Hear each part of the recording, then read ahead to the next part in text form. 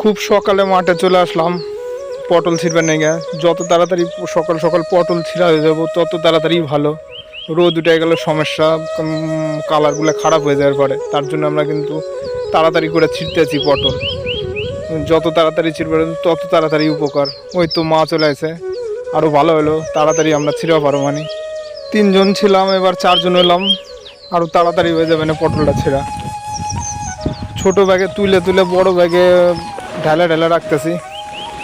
ছোট ব্যাগের 2 ব্যাগ তুললাম, 2 ব্যাগ ঢালা নিলাম ওই বড় ব্যাগে, তারপরে তাড়াতাড়ি করে আবার তুলা ধরুম। পটলের কালার খারাপ হয় না, খুব সুন্দরই হয়েছে। আবার সবাই তুলা ধরলো, কিন্তু ভালো করে পরিষ্কার করে তুলো যাতে না থাকে।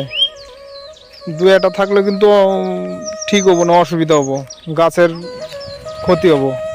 পরিষ্কার করে ভালো করে তুলো যাতে একটাও না থাকে। ছোটোগুলো তুলো না, বড় বড়গুলো তুলো। আর ওই যে মা দেহে দেহে তুলতেছে। হ্যাঁ, ভালো করে তুলো, সুন্দর করে তুলো যাতে একটাও না থাকে। গাছটা ভালো থাকবো, পরিষ্কার করে তুললে গাছটা ভালো থাকবো, লত ছাড়বো, জালি পড়বো। ওই যে মা সুন্দর করে তুলতেছে, কিন্তু একদম মাচার তলেও কিন্তু ধরে রয়েছে, ওগুলোও কিন্তু পরিষ্কার করে তুলতেছে। এক জায়গায় অনেকগুলো রয়েছে, সেগুলো ভালো করে তুলো। হ্যাঁ, তো ওইগুলো ভালো করে তুলো। তো হ্যাঁ, তাড়াতাড়ি করে তুলো, সুন্দর করে তুলো।